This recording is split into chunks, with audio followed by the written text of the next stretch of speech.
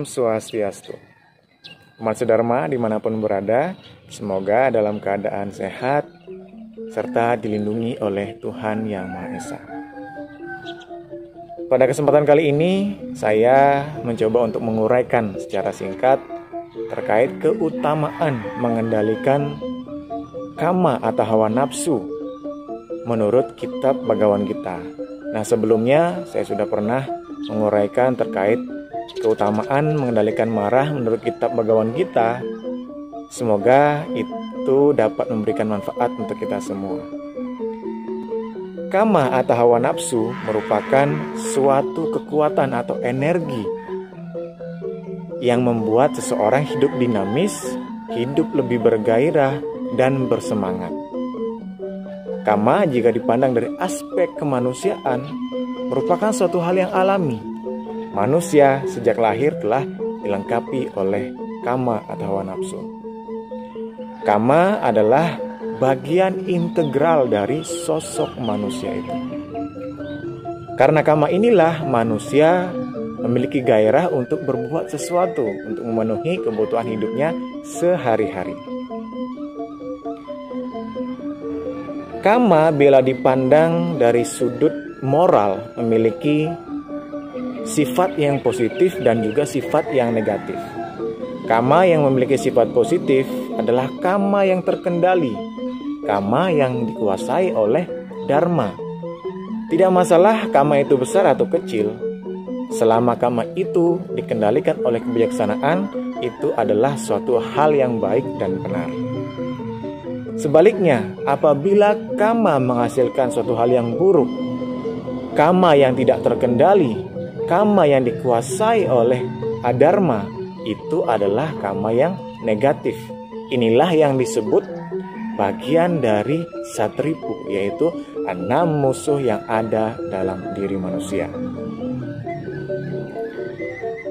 Untuk meningkatkan kama tentu lebih mudah dibandingkan bagaimana meningkatkan pengendalian dalam diri. Kama atau hawa nafsu dalam kitab Sarasa Muscaya diibaratkan sebagai api. Sedikit saja kama disirami oleh api, maka api itu akan cepat membesar. Ketika api sudah membesar, maka timbullah masalah, yakni betapa sulitnya mengendalikan api yang sudah membesar. Nah, disinilah kerap kali kenapa seorang dikatakan sedang berperang melawan hawa nafsunya. Apabila seorang itu kalah, tidak mampu mengendalikan hawa nafsunya, niscaya dia akan jatuh pada jurang kehancuran. Tapi apabila dia mampu mengendalikan hawa nafsunya, maka dia akan selamat sampai pada tujuan. Dalam Bhagavad Gita, Sloka 2.61 dijelaskan, seorang yang dapat mengendalikan semua hawa nafsunya, ia dapat tetap teguh memusatkan pikiran padaku dalam yoga. Karena itu, orang yang bijaksana adalah orang yang dapat mengendalikan hawa nafsunya. Kebijaksanaan lahir dari pengendalian hawa nafsu. Kemudian dijelaskan juga dalam kitab Bhagavad Gita, Sloka 3.41. Karena itu, oh Arjuna, kendalikanlah panca indramu dan basmilah nafsu yang penuh dosa, perusak kebijaksanaan dan kebajikan. Dari kutipan sloka tersebut dapat kita pahami bahwa orang yang bijaksana adalah orang yang mampu mengendalikan hawa nafsunya. Ia adalah orang yang mampu bekerja dengan tidak terikat dengan pekerjaannya atau hasil dari pekerjaannya. Ia yang dapat menerapkan hidup secara sederhana dan selalu bersyukur atas apa yang telah ia punya. Umat Sedharma yang berbahagia, mungkin timbul pertanyaan dalam benak kita. Bagaimana caranya mengendalikan kama atau hawa nafsu itu? Sri Krishna dalam kitab Bhagavad Gita telah memberikan cara atau upaya untuk mengendalikan hawa nafsu itu. Yang pertama adalah dengan disiplin melakukan kebiasaan baik atau abhiasa. Yang kedua adalah dengan berusaha untuk membebaskan diri dari keterikatan pada keinginan atau vairagya. Tidak dapat dipungkiri lagi, oh Arjuna, pikiran itu berubah-ubah dan sukar ditaklukkan. Tetapi pikiran dapat dikendalikan dengan melakukan kebiasaan yang baik dan ketidakterikatan. Bhagavad Gita, Sloka 6.35.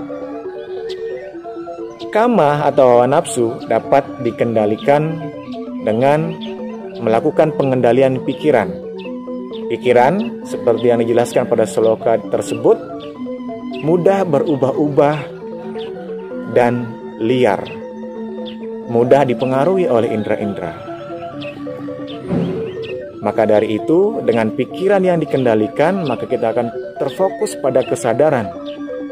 Dengan pikiran yang sadar, kita mengerti apa yang harus kita lakukan, mana yang baik dan mana yang salah. Kita tahu membedakan mana yang pantas untuk dilakukan dan mana yang tidak pantas. Dengan begitu, maka hawa nafsu dapat kita kendalikan. Adapun usaha yang baik yang dapat kita lakukan dalam mengendalikan hawa nafsu antara lain dengan rutin melaksanakan doa, puja, yoga, dhyana, japa mantra.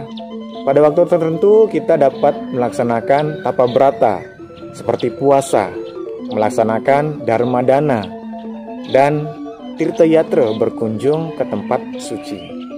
Selain itu, kita juga dapat melaksanakan perenungan diri tentang hakikat kehidupan, menerapkan pola hidup yang sederhana, dan mengamalkan ajaran bekerja dengan ikhlas sesuai yang dijelaskan dalam kitab Bhagavad Gita.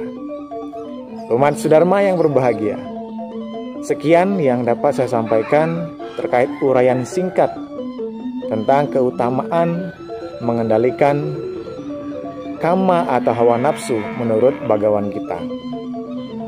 Semoga dapat memberikan manfaat untuk kita semua. Perlu diingat bahwa kama atau hawa nafsu ini bukanlah musuh yang mudah untuk dikalahkan. Ia akan selalu ada dan bisa menjadi ancaman bagi setiap orang apabila dia tidak dapat dikendalikan. Kendalikanlah kama dengan mengendalikan pikiran. Dengan pikiran yang sadar, maka kama atau hawa nafsu ini dapat kita atasi dan kita kendalikan dengan baik. Sekian, saya akhiri dengan Rama Sangha. Om Santi Santi Santi Om.